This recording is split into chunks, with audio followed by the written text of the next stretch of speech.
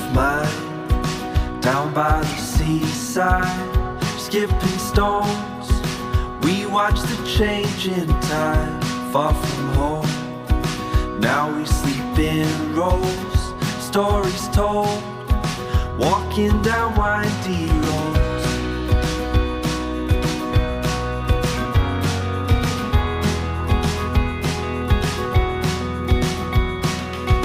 The water flowed down in the valley where we arose and hiked the mountainside, cobblestones all through the cities on the road.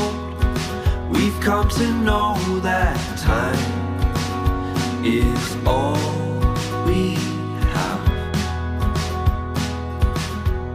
Explorar lo desconocido es un interés intrínseco al ser humano. Quizá por eso una de las grandes obsesiones de la ciencia siempre ha sido saber qué hay más allá de los límites de la Tierra, en el espacio. Junto a los científicos Javier Sampedro y Pere Estupiñá hemos buscado respuesta a algunas preguntas ya históricas, como si habrá vida en otros planetas o cómo llegaremos a ellos, y a otras que surgen ahora por primera vez, como hasta qué altura llega el territorio de un país o con qué ley se juzga un delito en el espacio. En las siguientes conversaciones van a conocer a un ingeniero que vio cómo la nave en la que había trabajado durante años se estrellaba al aterrizar en Marte, a un técnico español que vigiló para la NASA la llegada del hombre a la Luna desde Fresnedillas de la Oliva, en Madrid, o a un abogado argentino especializado en derecho espacial. Vamos a escucharlas.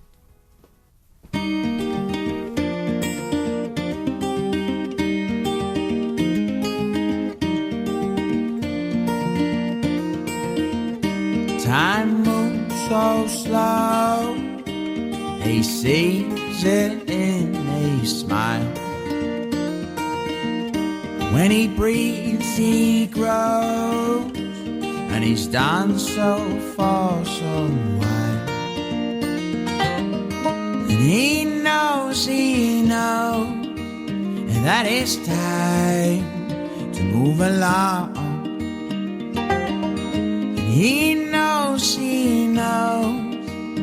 that it's time to right the wrong. Dicho esto, viene muy bien para hablar de lo que queríamos hablar, porque en este programa nos hemos preguntado varias veces si de verdad la ciencia nos permitirá algún día hallar vida fuera de nuestro planeta y quizá irnos a vivir allá donde la encontremos. Algunos de los invitados que han pasado por aquí lo han mencionado como una posibilidad. La mayor parte de los científicos lo han mencionado como su gran sueño, como el sueño de su vida, ¿no? Saber si eso es verdad o no es verdad. ¿Cuánto queréis vosotros que tendremos que esperar para verlo en función de lo que nos han ido contando? Bueno, depende de si hay vida o no en Marte. Si hay vida en Marte, ahora la están buscando y la encuentran, pues en los próximos años será el gran descubrimiento. Todos los científicos que han pasado por aquí siempre han dicho, todos están convencidos de que la hay en algún sitio. Sí, claro. Eso por descontado. Por mera estadística, ¿no? Como decía Stephen Hawking, yo trabajo con números y a mí los números de la astronomía me dicen que la vida no será un fenómeno único en la Tierra. Además que la vida, cuando hablas con bioquímicos, no solo con astrofísicos, tampoco la ven actualmente como algo tan complejo, que hayan bacterias. O sea que empiezan a haber moléculas orgánicas en cometas, en todos lados, y que estas moléculas orgánicas se vayan combinando para hacer una pequeña vida bacteriana, no es algo tampoco tan... Y también hay una posibilidad de que antes de que encontremos vida en Marte, si es que la hay, que los nuevos telescopios espaciales puedan examinar el espectro de los planetas extrasolares y encontrar algún signo de vida en la atmósfera de esos planetas. Es una posibilidad. Quizá encontremos vida antes mucho más lejos de lo que la encontraremos pero como cerca. Para confirmarla, yo creo que el gran reto de momento es Marte. De hecho, en Estados Unidos parece que la prioridad no es tanto la de encontrar vida, sino la de llevar vida hasta allí. Hace 2 semanas la NASA anunció que sus astronautas volverán a la Luna en el 2024 y que serán los primeros en pisar Marte allá por el año 2033, que parece que está lejos, pero no está tan lejos. Nos acompaña recién aterrizado de Los Ángeles Ignacio Arruego, que es jefe de área de Ingeniería de Sensores Espaciales en el INTA, el Instituto Nacional de Técnica Aeroespacial. ¿Cómo estás, Ignacio? Buenos días. Muy bien, buenos días, muchas gracias. La administración Trump es la responsable de que la NASA está trabajando a toda prisa para cumplir ese calendario. No sabemos si lo hace por egocentrismo, aunque podemos imaginar que es más por eso que por pasión por la ciencia, conociendo al personaje. ¿Pero lo conseguirá o no lo conseguirá? Lo conseguirá, no sé si lo conseguirán en el 33 o en el 39 o en el 45 o cuándo lo conseguirán, pero lo conseguirán o lo conseguiremos entre todos. Bueno, cómo se consiga ya es otra cuestión donde hay mucha discusión, con qué tipo de misión se consiga. ¿Y para qué se conseguirá? ¿Tiene sentido enviar humanos a Marte? Pues sobre eso también hay muchísima discusión. Yo creo que a largo plazo lo tiene. Creo que a largo plazo lo tiene porque creo que de alguna forma estamos, no sé si decir condenados a terminar saliendo de este planeta que nos estamos cargando a pasos acelerados, y que no sé si tiene mucha solución esto, pero más allá de si tiene o no sentido, yo es que creo que es algo imparable, es decir, es simplemente algo que está en nuestro ADN, ¿no? Es decir, yo no sé si tenía sentido explorar, ¿no? Claro, hace 500 años es decir, me voy a meter una barquita prácticamente, que era lo que era, ni me voy a tirar mar adentro a ver si hay algo al otro lado, y se descubrió América, ¿no? Pues está en nuestro ADN. Es decir, es algo por chiripa, porque es lo que quería era llegar otra vez a las Indias. Sí, sí. El otro día alguien decía en este programa que uno de los grandes problemas en ese viaje del futuro hacia Marte no es la comida que tienes que llevar, sino la comida que tienes que producir en el viaje, porque no hay manera de llevar tanta comida como será necesaria. Y luego está la otra cuestión, que es no ya cómo vas, sino cómo vuelves. Sí, efectivamente. Y además ambas cosas están hasta cierto punto relacionadas, porque cuando se plantean misiones, y hace unos años se planteó, fue muy sonado, ¿no? Que se planteaba una misión solo de ida, y se hizo un concurso para ver si había gente que quisiera ir a Marte y morir allí. Quedarse allí. Había decenas de miles, había.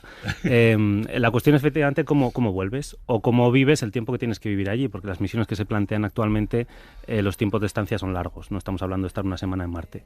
Entonces, lo que va a hacer falta, sí o sí, esto ya es innegable, es utilizar recursos propios del planeta. Tanto probablemente, como tú decías, para generar de alguna manera alimentos, como puede ser muy importante el ser capaces de generar combustible para la vuelta.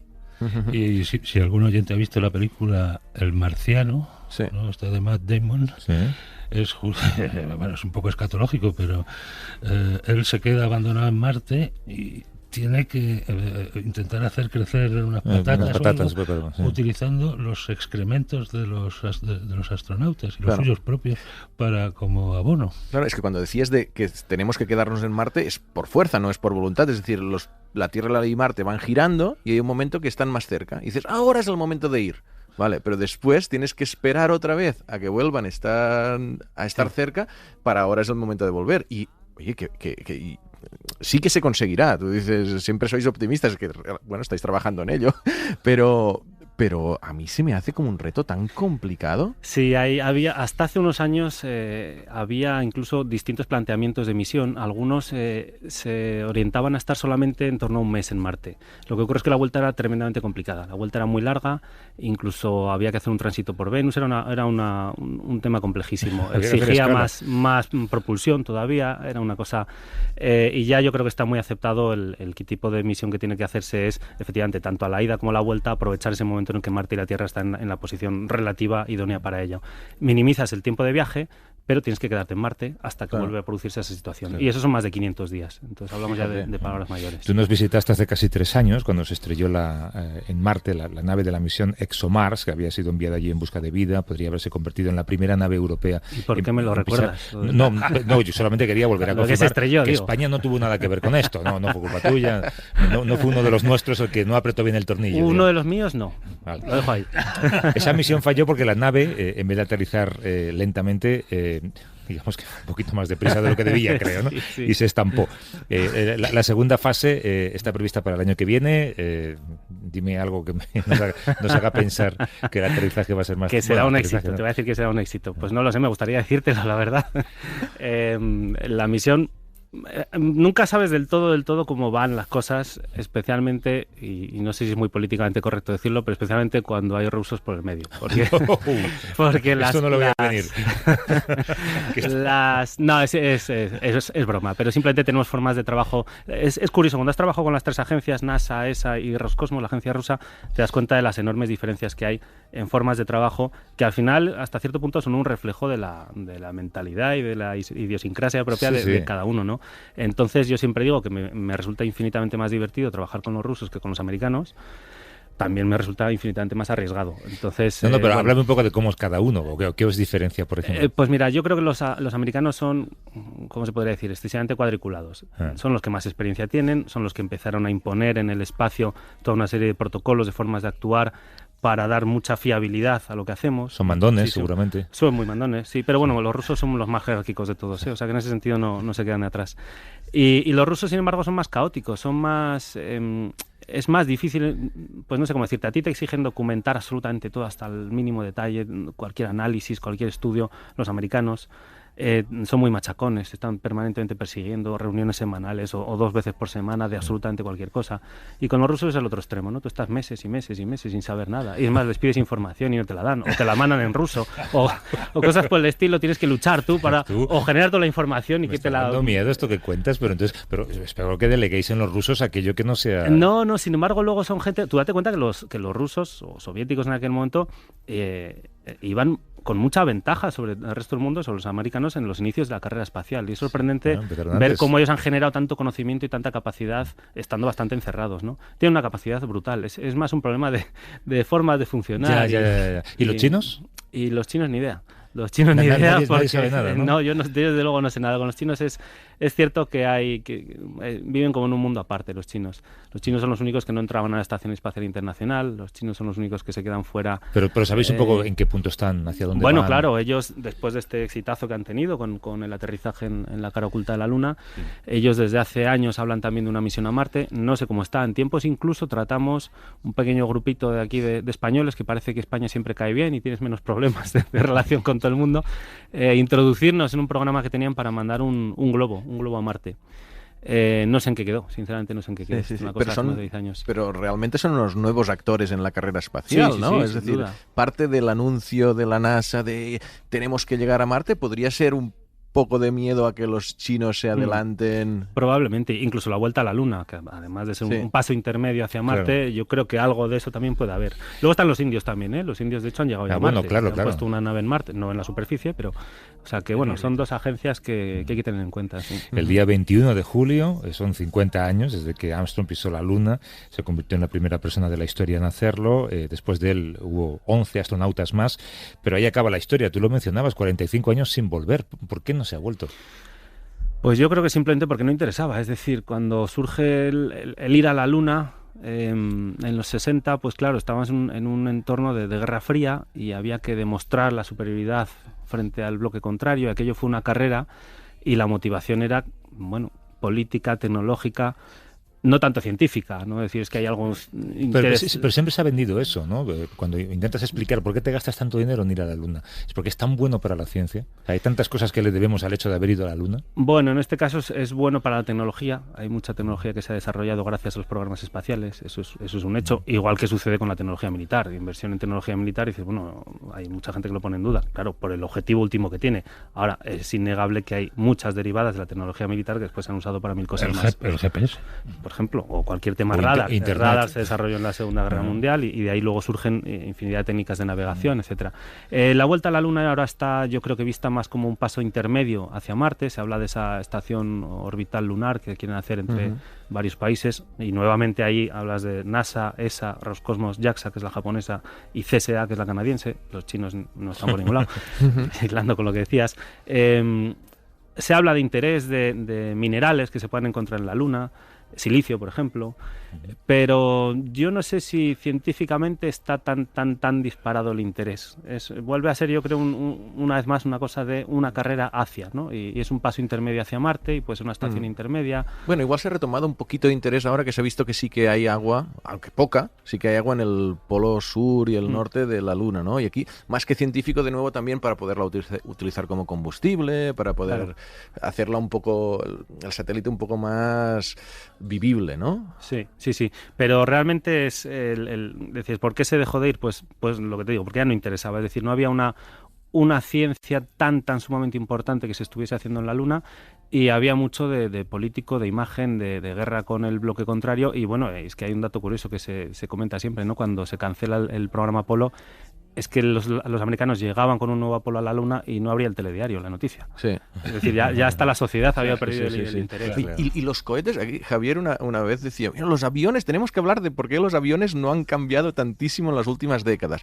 Y en ingeniería aeroespacial, pues seguro que tenéis mejores comunicaciones, mejores materiales, pero el hecho de que no hay actualmente un cohete tan potente como el que hubo hace 50 años para enviar a la Luna, es surrealista. Dices, ¿cómo puede? Pero se utilizan los mismos combustibles, se utiliza el mismo motor de explosión. ¿No ha habido un avance sustancial? No lo ha habido porque no hacía falta. Es decir, estábamos hablando de lanzamientos en órbita terrestre y cuando se han lanzado misiones a espacio profundo, como es Marte, pues claro, son cosas pequeñas comparado con lo que supone una nave tripulada. Entonces no hacían falta. Y de hecho, la iniciativa que hay ahora mismo, que se está construyendo ya, el SLS, el Space Launch System, no llega o llega por los pelos en su versión más potente a la potencia que te ofrecía el Saturno V para ir a la Luna.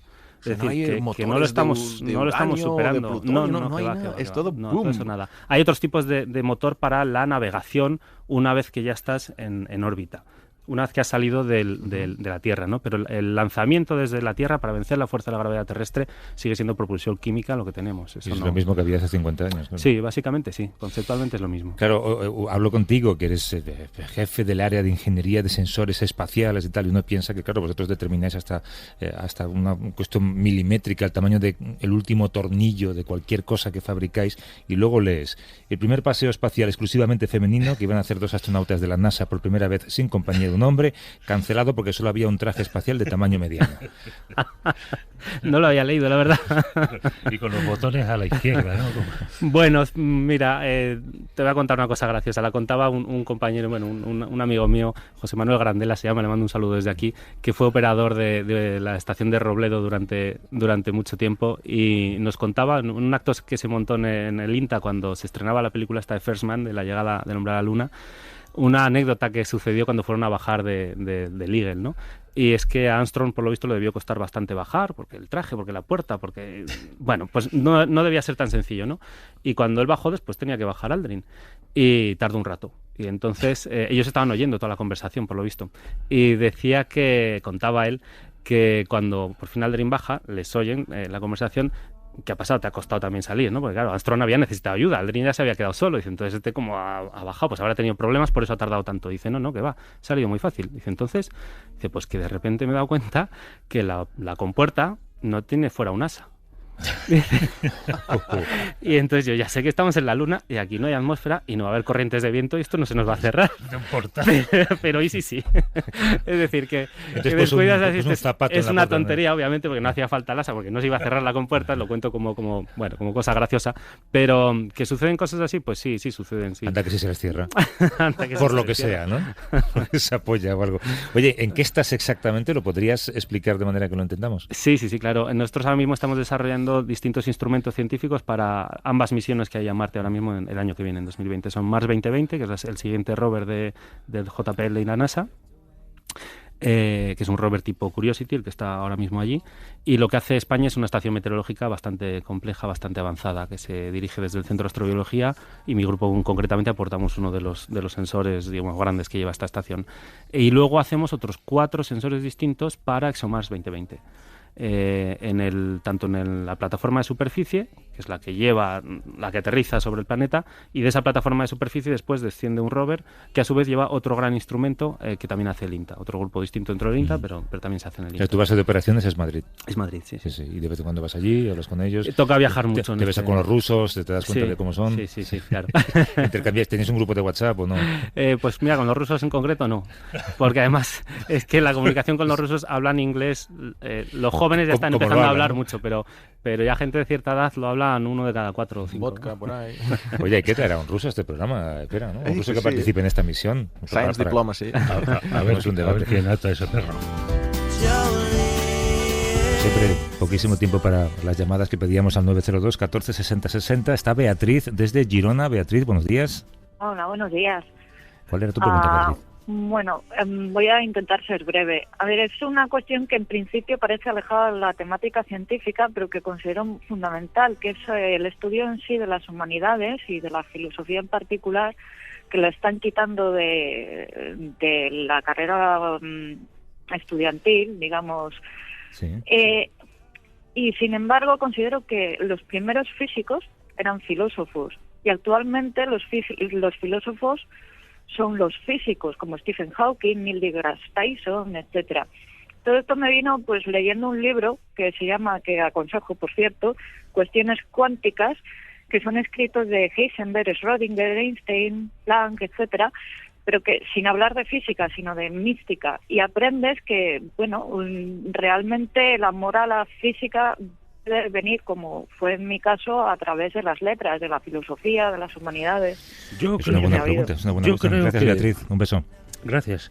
Yo creo que No era para ti el beso. La división en dos compartimentos estancos entre las ciencias y las humanidades creo que es una catástrofe. Yo cuando trabajaba en un laboratorio me escondía en el cuarto de baño a leer novelas.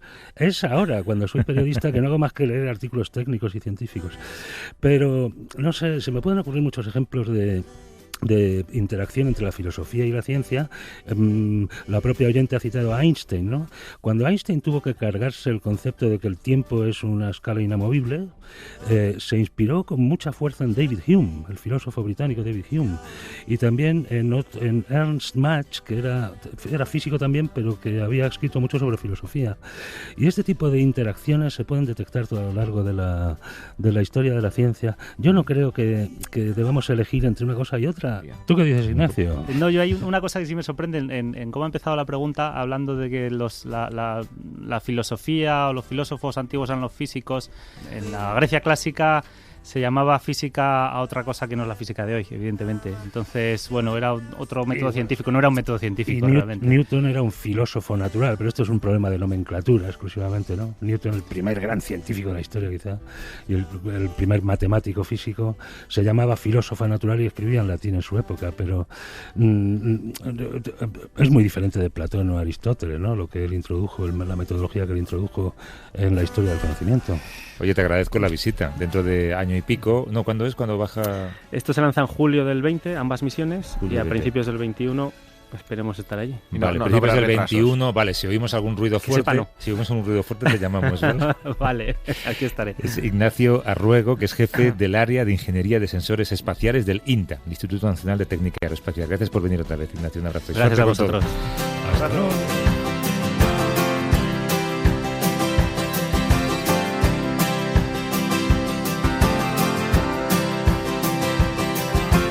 Cheers to us, my darling. Raise your champagne glass. Let's pour the box of Polaroids all over the floor and talk about the past.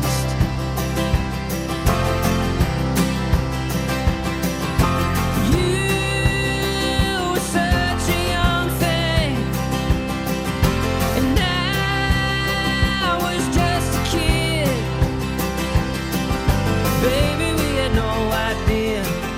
Honey, I would do the same thing if we did. Yeah, now look at you. Se cumplen 50 años exactos de uno de esos momentos que, bueno, pues quien estaba vivo o no era demasiado pequeño para recordarlo, sabrá qué estaba haciendo en ese momento, o recordará lo que sus padres le decían que estaban haciendo en ese momento, el momento en el que pasó esto. It's one small step for man,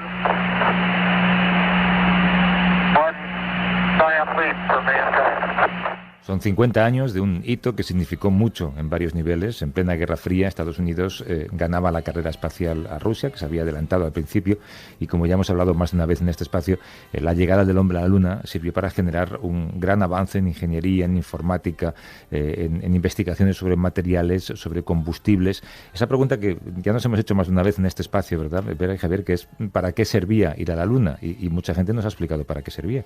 Bueno, tuvo muchas funciones, una geopolítica como has descrito, pero es verdad que detrás de todo este esfuerzo intelectual y técnico en crear cosas que no existían, de ingeniería, pues hay un montón de beneficios que después repercuten en la sociedad. Y además no es solo una opinión, es que todos los estudios que se han hecho para demostrar el impacto en tecnología o incluso en desarrollo económico de esto, defienden que la inversión en ciencia es económicamente rentable para quien la haga. Yo añadiría que no podíamos no ir a la Luna, ¿no? Eso no, nuestra Pudiendo especie, hacerlo, ¿no? pudiendo hacerlo, es imposible no hacerlo, ¿no? Bueno, la misión Apolo 11 movilizó a 400.000 personas que hicieron posible ese momento, esa llegada del hombre a la Luna, y entre ellas un grupo de españoles se encargaba día tras día de enviar a Houston todas las señales de sonido, de imagen e incluso las constantes vitales de los astronautas del Apolo 11. Lo hacían desde Fresnedillas de la Oliva, un pueblo muy pequeñito, poco más de 700 habitantes, al noroeste de Madrid, donde la NASA había instalado una de las sedes principales de seguimiento de esa misión. Y hoy nos acompaña alguien que fue testigo de aquella hazaña de Armstrong, Aldrin y Collins. Es José Manuel Grandela. Trabajaba como ingeniero controlador de la NASA. ¿Cómo estás, José Manuel? Buenos días. Hola, buenos días, muy bien. ¿Has vuelto mucho por Fresnedillas? Mucho. Y ahora en estas conmemoraciones y todos estos eventos nos estamos reencontrando después de muchos años de no habernos visto, compañeros que estuvimos en aquellos momentos tan históricos. Claro. ¿Qué tiene Fresnedilla de la Oliva, o qué tenía que no tuviera cualquier otra parte del mundo para seguir esa misión? Bueno, había sí 2 partes del mundo que sí la tenían. Había 3, así se lo decidió la NASA.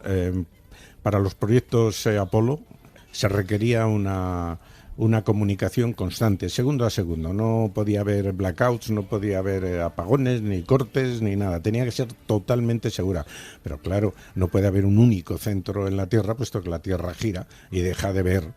Igual que la Luna aparece por el este y se pone por el oeste, y el Sol y cualquier otro cuerpo estelar, pues las naves Apolo ocurriría igual. Y entonces decidieron, ya que la Tierra es una esfera de 360 grados, dividirlo en 3 gajos o usos con una separación de unos 120 grados de longitud.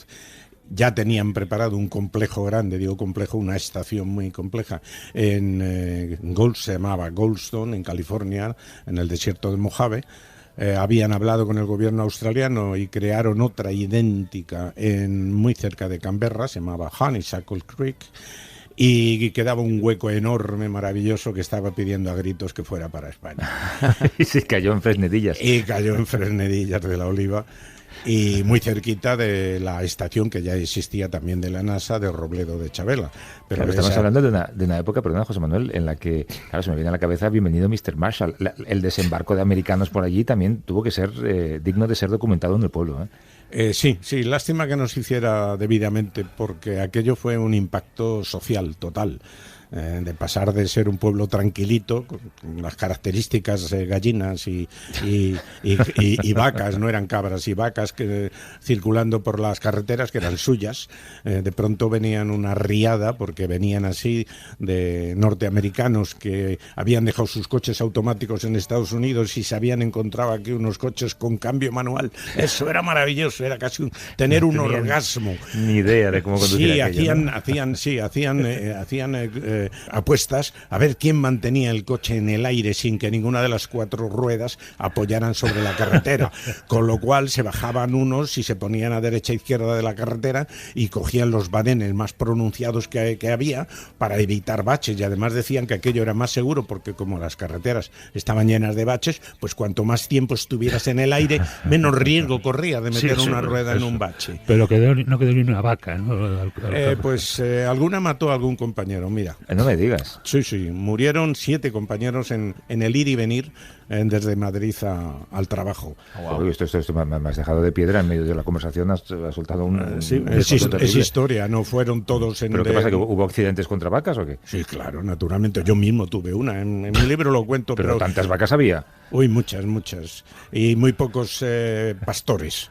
Las dejaban solas a su aire, y como me pasó a mí, que de pronto una se subió encima del capó de mi coche, el 124, y se puso allí a bailar. Te aseguro que cuando preparábamos esta entrevista nunca pensaría que acabaríamos hablando de vacas. A usted, que era la persona que en algunos momentos recibía después la comunicación directamente del Apolo 11. O sea, qué contraste, ¿no? Total. Salir de la estación y encontrarse con esa realidad medieval, porque en muchos aspectos lo era de la España, pues era... ¿Qué fue de aquellas instalaciones? No sé, el cuartel general que montaría allí la NASA. Bueno, pues aquello, una vez que decidieron, como ya ganaron esa carrera del espacio los norteamericanos, pues los soviéticos decidieron dedicarse a otros negocios y hacer laboratorios espaciales y todo aquello. Entonces ya la carrera no tenía éxito. Entonces hubo presión en el Congreso y dijeron de cortar el proyecto Apolo, y lo cortaron hasta donde pudieron. Cuando yo entré allí fue apasionante, cuando me dieron un libro gigante que se llamaba Apollo Indoctrination, en el cual me contaba todo lo que se estaba haciendo y lo que se iba a hacer. No había separación.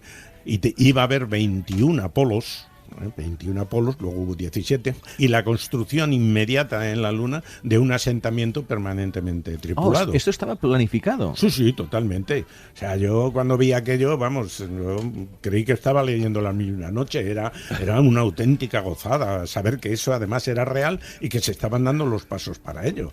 Oye, vamos a hablar del momento clave, porque claro, vosotros seguíais desde allí la misión y el mundo estaba absolutamente pendiente de esos segundos en los que pues el Apolo tenía que posarse sobre la superficie de la Luna. Vosotros estabais siguiendo todas las constantes de la nave, creo que oíais hasta los latidos de los astronautas, porque esa era un poco vuestra misión, y en un momento determinado Armstrong está a punto de hacer aterrizar esa nave, pero cambia de lugar. Sí, ya lo creo. Bueno, cuando decís instantes o decís segundos, aquellos instantes, no. Fueron horas de estrés, horas de angustia, de agotamiento, era una misión muy difícil, y aquellas últimas horas que además le cupo la responsabilidad total y absoluta precisamente a Fresnedillas del control. No solo era seguimiento, era control. O sea, si por alguna razón se quedaba incomunicada o se quedaba cortada la comunicación entre Houston y nosotros teníamos capacidad para mandarles instrucciones al ordenador de a bordo, para hablar con ellos por descontado y para pasarles todo tipo de información a la vez de recibir. O sea, teníamos esa posibilidad y siempre estábamos al acecho, esperando, no deseando que aquello ocurriera, ¿no? Pero sí esperando por si acaso, siempre estábamos a ello. Y por eso fueron horas. Y entonces, bajo esa responsabilidad total, desde que se separaron las dos naves, la Columbia, que pilotaba Mike Collins y que quedó orbitando la Luna, y el Eagle, el módulo lunar en el que bajaban Armstrong y Aldrin, cuando se separaron y tal, bueno, pues empezaron a pasar cosas. Una de ellas fue esa, que habían memorizado perfectamente por las fotografías que había tomado el Apolo predecesor en mayo anterior, el Apolo 10. Habían hecho unas fotos maravillosas del lugar en el Mar de la Tranquilidad donde tenían que aterrizar, y cuando estuvieron cerca estaban en tierra incógnita, no sabían qué hacer. Y sin embargo el ordenador les estaba llevando a un cráter gigantesco. Entonces Armstrong no lo dudó, desconectó el piloto automático y cogió un joystick, ahora tan famosos y tan útiles, ¿no? Cogió un joystick y empezó a planear, a buscar, mientras su compañero Aldrin le iba cantando a qué velocidad iban, a qué distancia del suelo y en qué dirección, claro, para él saber. Y es verdad que se le estaba terminando el combustible. Yo he escuchado eso, que tomó el control de la nave, pero buscando un sitio donde aterrizar, y que desde Houston o desde donde sea le estaban diciendo, oye, que te quedan 30 segundos de combustible, te quedan 20 segundos de combustible. Es que y si no, tienes que abortar la misión y irte para arriba otra vez, porque es que si no, te quedas aquí. La orden de la NASA, entre otras muchas órdenes, es que ante la menor dificultad, la menor posibilidad de que ellos corrieran peligro, la misión debía ser abortada. O sea, no lo dudaran, por muy cerca que estuvieron. Como ayuda, el Capcom, o sea, el comunicador de la cápsula, que era el astronauta Charles Duke, que estaba allí en Houston, a través nuestro, le recordó primero 60 seconds. Y aquello significaba que tenían solo 60 segundos de combustible para lo que fuera a emplear para aterrizar y luego para volver al encuentro de Mike Collins y de ahí a la Tierra.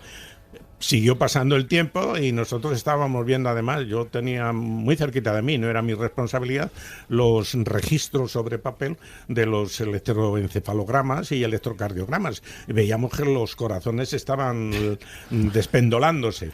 Claro que siempre he dicho que si me los hubiesen puesto a mí, les hubiese ganado por cuerpos, vamos, sí, sin dudarlo. Hubo un momento en Hollywood en el que todo el mundo se puso de pie a aplaudir cuando de repente Armstrong puso el pie sobre la superficie. Uy, mucho antes, cuando simplemente dijo Houston, Tranquility Base here, the Eagle has landed. En ese momento, después de lo que acabábamos de pasar, de que si se la pegaban, no se la pegaban, de que si tal, vimos las luces, que sí, que avisó antes Aldrin, dijo lights on, engine stop, o sea, paró, las luces han aparecido por unos sensores que llevaban. he apagado el motor. Y entonces inmediatamente Armstrong dijo aquello de Houston, Tranquility Base here, que era la primera vez que nadie mencionaba la palabra Tranquility Base. Era el mar de la tranquilidad, pero no base de la tranquilidad.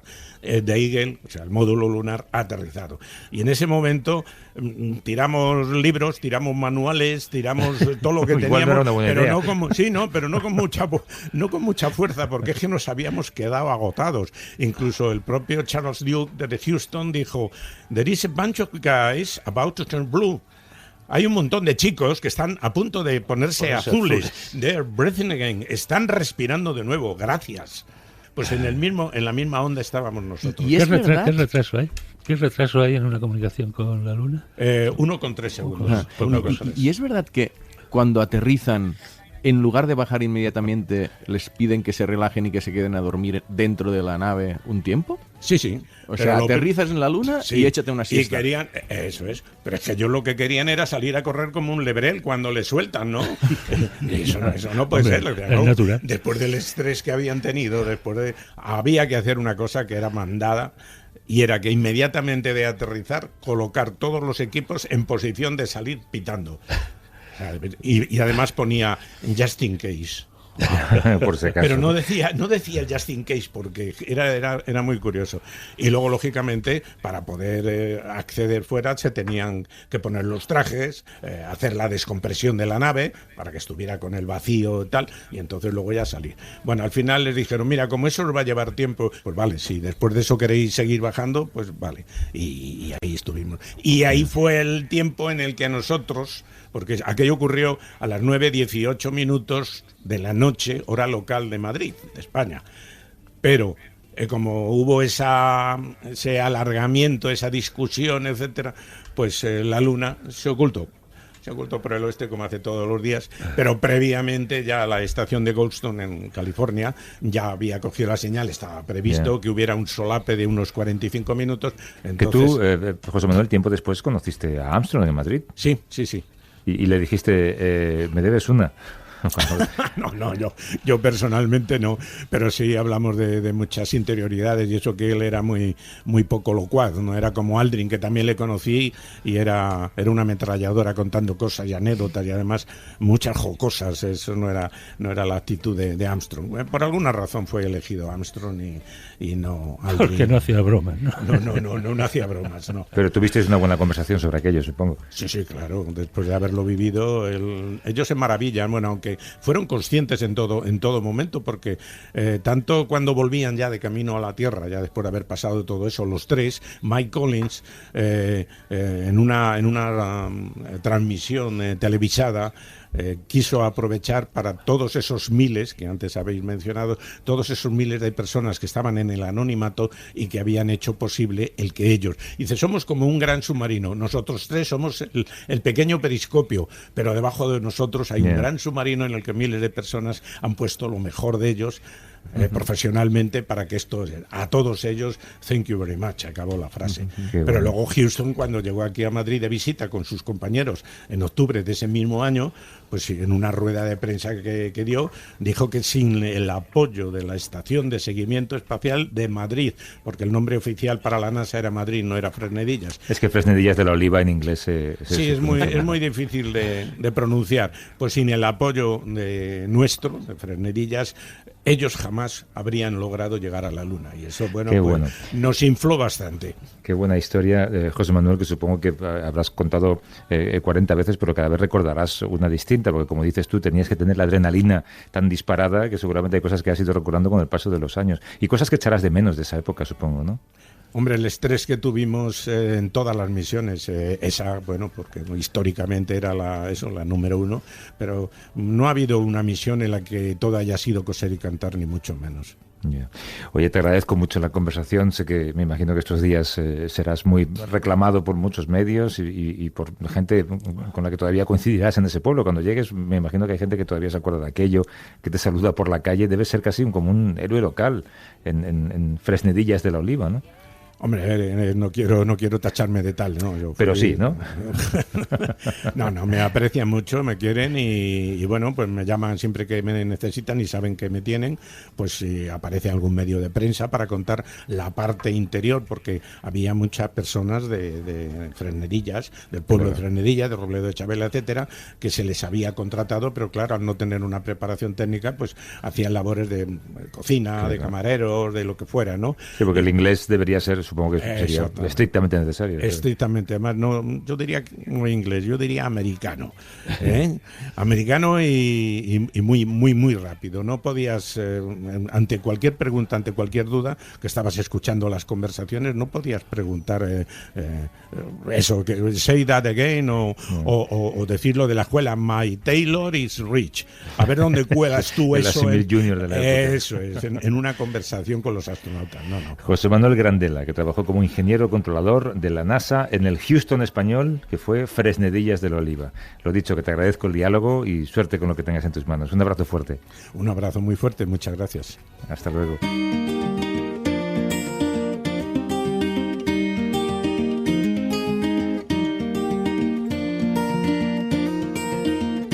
Time moves so slow, he sees it in a smile. When he breathes, he grows, and he's done so for some while. And he knows that it's time to move along. And he knows that it's time to right the wrong. El de la ciencia es un mundo en el que abundan los conflictos de intereses, lo sabéis de sobra, pero hay terrenos que se llevan la palma. Uno de ellos es el del espacio. Tú, Perón, me cuentan que acudiste hace unos días a una conferencia en la que un científico se preguntaba hasta qué altura llega el territorio de un país. Y esa pregunta es ideal para charlar en este espacio, ¿no? Siempre hablamos del espacio aéreo español, pero claro, ¿hasta dónde llega ese espacio? ¿Cuál es el límite? ¿Quién lo pone? ¿Cómo se vigila? Claro. De hecho, era alguien que conocía mucho la ciencia, pero es un abogado, el que conoce muy bien todas las problemáticas que pueden derivar de la colonización del espacio, y se planteaba como abogado cuestiones que científicos no nos preguntamos como científicos. Yo cuando lo vi en la charla planteándose esto que acabas de explicar, o sea, el espacio aéreo de un país, ¿hasta dónde llega? ¿Hasta dónde puede pasar un satélite por encima? Y me pareció muy curioso y lo tenemos aquí con nosotros. Eso lo que genera es que muchos satélites activos tengan que esquivar esta basura y a veces no pueden hacerlo y chocan. Hasta ahora no hubo ningún caso en que se haya implementado el tratado, que es el tratado sobre daños ocasionados por objetos espaciales en el espacio. Esto es en virtud de que los satélites están asegurados y tienen unas pólizas de seguro muy altas, entonces contemplan esto. El caso más importante o el más cercano que tenemos es el de un satélite Cosmos ruso que estaba fuera de servicio, que chocó contra un satélite norteamericano y que sí estaba activo, que era un satélite de comunicaciones, y la compañía de seguros tuvo que pagarlo como nuevo el satélite. Y después están los daños de los objetos espaciales que reingresan a la atmósfera, que esos también generan los que caen indemnización. Y generan daños en la Tierra, claro. Exactamente. Sí, si de repente a alguien le cae un objeto encima del coche y se lo destroza, ¿a quién reclamas si el satélite lo envió un país? Intento saber con otra legislación. Bueno, ahí los tratados internacionales lo que dicen es que el reclamo es por vía diplomática. Todo lo que sucede en el espacio y con objetos espaciales son los estados los responsables, no los particulares ni las empresas. Así que ese reclamo, si me rompen el tejado, tienen que ir por vía diplomática. El caso que más conmoción trajo y que más daños ocasionó fue en el 78, un satélite soviético que cayó en el norte de Canadá, y ese satélite tenía combustible nuclear y contaminó cerca de 400 kilómetros del norte de Canadá. Por suerte en esa zona no vivía nadie, pero bueno, Canadá exigió indemnización y la Unión Soviética tuvo que pagar creo que $4 millones por la limpieza de esa zona. Wow, es alucinante. A mí el otro gran tema que no solemos hablar en divulgación científica porque es difícil conseguir información, es el tema militar. Hay un montón de investigación científica en el ámbito militar. Yo cuando escuché a Juana hablando de todo este espionaje gracias a satélites y de aplicaciones armamentísticas del espacio, digo, bueno, o sea, eso de armas en el espacio suena a Star Trek, pero es una realidad, no es ficción. No es ciencia ficción. Presencia militar en el espacio desde la década del 60. Hay satélites espías, satélites de comunicaciones, sistemas globales de navegación. La gran amenaza que existe ahora es que el mismo espacio se convierta en un nuevo campo de batalla. Las potencias en los últimos años están ensayando con armas como misiles que destruyen satélites o satélites que se chocan unos contra otros. Es algo que se llama kinetic kill o muerte por movimiento. Y a partir de esto, por ejemplo, Estados Unidos decidió crear para fines de 2019 una nueva fuerza armada en el espacio llamada Space Force. Lo que hasta ahora veíamos en las películas comienza a ser realidad. Y también hay un tema de estrategia militar que habla de lo primero que tiene que hacer que tenía que hacerse en un enfrentamiento es dejar ciego al enemigo, y para dejar ciego al enemigo es fundamental destruir sus satélites. Lo que ocurre en el espacio, a diferencia de Star Wars o Star Trek, es que cuando uno dispara un satélite no desaparece, se convierte en basura, y esa misma basura puede golpear a satélites propios. Pero igual los tratados internacionales prohíben la carrera armamentista en el espacio. Lo que proponen es un uso pacífico del espacio que por 60 años se logró. Esperemos que siga. Y luego hay una órbita muy importante para las comunicaciones, es la órbita geoestacionaria, ¿no? Que está, creo recordar que a 36.000 kilómetros, una órbita bastante lejana. Como las cosas que giran alrededor de la Tierra muy cerca, giran muy deprisa. Cuanto más te alejas de la Tierra, van girando más despacio, y justo en esa órbita geoestacionaria se ponen a girar a la misma velocidad exacta que la Tierra, de manera que siempre están sobre el mismo punto del ecuador terrestre, ¿no? Esa órbita es tan valiosa para las comunicaciones que está saturada, ¿no? Desde hace años ahí no cabe un satélite más, vamos, si quieres respetar una cierta distancia de seguridad. Y los intereses económicos son muy fuertes ahí. ¿Qué puedes decirnos de esto? Bueno, ese es un recurso natural no renovable que está en el espacio. Y desde el derecho lo que tratamos de hacer es de crear normas que obliguen a los países y a las empresas a conservar una cuota de combustible en esos satélites para cuando esté por terminar su vida útil expulsarlos a algo que se llama órbita cementerio, que son 400 kilómetros más lejos de esa órbita a 36.000 kilómetros. Hay un par de cosas que también me resultan alucinantes, porque aquí una vez hablamos de la minería de asteroides y yo no me lo terminaba de creer esto, que realmente fuera rentable enviar una especie de nave o excavadora a un asteroides para sacar materiales que, por muy extraños que sean en la Tierra y muy caros que sean aquí, enviar una nave, pero es que Juan decía, no, que se está ya trabajando en esto y se está haciendo incluso normativa para regular de quién es este asteroide, cómo se comercializa el material y tal. Sí, ya hay leyes, o en Estados Unidos tiene una ley y Luxemburgo tiene otra ley que permiten la explotación de recursos naturales en asteroides. ¿Para qué estas empresas quieren ir a los asteroides? Para extraer metales pesados como oro, platino, titanio, y después para otras dos cosas, que no es volver a la Tierra y traerlos, sino para ver si se pueden procesar materiales en esos lugares y para extraer agua, porque la exploración de la humanidad del sistema solar está limitada porque todo lo que necesitamos para explorar el espacio lo tenemos que llevar de la Tierra. Entonces lo que quieren hacer con estos asteroides es que sea como gasolineras o estaciones de servicio, como le decimos acá, donde extraer agua. Y como saben, el agua si se las descompone, hidrógeno y oxígeno, es el combustible de los cohetes. Claro. Entonces es usar eso, ver si se puede extraer, para seguir explorando el sistema solar. Así que están en ese plan. Y no hay un tratado internacional que contemple esto. Ese es un gran debate que se está dando en el derecho espacial a nivel internacional. Te voy a hacer dos preguntas finales casi de consultoría de abogados, a ver qué pasaría en estos casos. Después te mando la factura. Exacto. Claro, hay satélites, supongo que Google los contrata de alguna manera, o igual son suyos en propiedad, que toman fotos con los que luego hacen pues estos programas o este software de mapeo, ¿no? Y algunos además con una definición tremenda, hasta el punto de que se puede ver la comisión de delitos casi desde el espacio. Se te meten en la cocina de casa, ¿no? Claro. Yo me pregunto si hay alguna norma que regule lo que las empresas pueden ver desde arriba. Bueno, es una excelente pregunta porque, mira, lo que está prohibido hacer desde un avión, o sea, un avión argentino, si quiere sacar fotos de Uruguay, no puede hacerlo, porque es violar soberanía de otro país.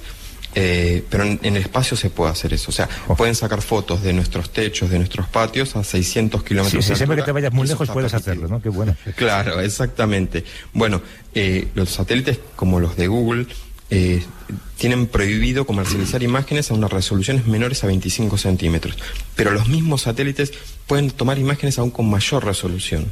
Es decir, se pueden distinguir personas. No digo rostros, pero sí personas. Y fue el caso en Estados Unidos de que hubo un crimen y justo el satélite pasaba por ahí, estaba el cuerpo en Los Ángeles al costado de una vía de un chico y su padre lo encontró y claro, él sabía que en Google estaba la foto con el cadáver de su hijo, una foto tomada desde un satélite, y exigió a Google que remueva esa imagen porque se tenía afectado su derecho y su intimidad. Así que sí, ese es uno de los grandes debates de cómo se regula esto, si se van a eliminar las personas, si se van a eliminar los autos, y aquí creo que la solución es tanto desde el punto de vista legal como tecnológico. Creo que tienen que dar una solución en conjunto. Qué bueno saber que puedes sacar fotos desde una nave espacial, pero no desde un avión. Oye, la otra es, pues el inicio de una novela de Agatha Christie. Van un argentino y un uruguayo en un viaje de turismo espacial que despega desde China, y el argentino agrede al uruguayo o viceversa. No sé cómo empiezan las discusiones. Por el tango. ¿Dónde presenta la demanda? Por fútbol, seguro. ¿A quién le presenta la demanda? Bueno, ahí estamos ante lo que se llama jurisdicción de objetos espaciales y hay que depender si es un objeto espacial multimodular. Importa de quién es la nave, dónde ocurre, porque todos los objetos que se envían al espacio conservan la jurisdicción y el control del país. Por ejemplo, si la nave era argentina, eso va a juzgarse en tribunales argentinos o se va a aplicar la ley argentina. Hace 2 meses ocurrió un caso de una astronauta norteamericana que cometió, aparentemente sería el primer delito cometido desde el espacio, que desde la Estación Espacial Internacional se metió en la cuenta bancaria de su pareja, una agente de inteligencia norteamericana, y desvió fondos. Ese caso de robo de identidad se va a aplicar la ley norteamericana porque ella estaba en el módulo norteamericano. Qué bueno. De la Estación Espacial Internacional. Juan Cruz es abogado especializado en Derecho Espacial. Nos ha hablado desde Buenos Aires, junto a Pera Estupiñá. Gracias, Juan y Pera. Un abrazo fuerte. Buena mañana por allí. Muchas gracias a ustedes. Hasta luego. Un abrazo. Javier San Pedro, hasta luego. Hasta luego.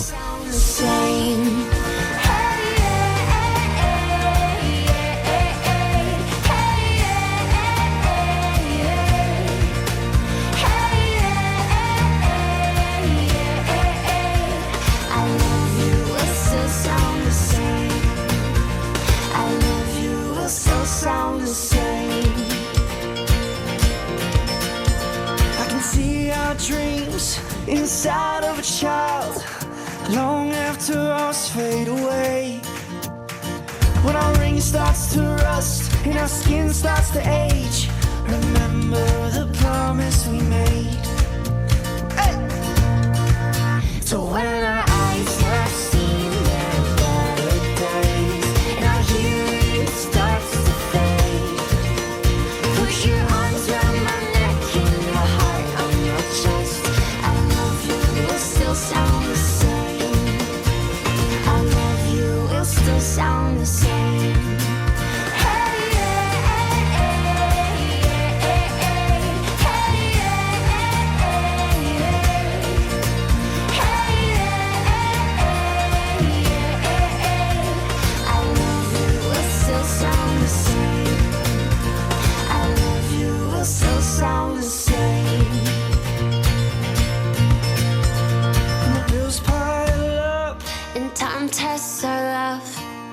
say forever ain't enough, we'll stick to our guns.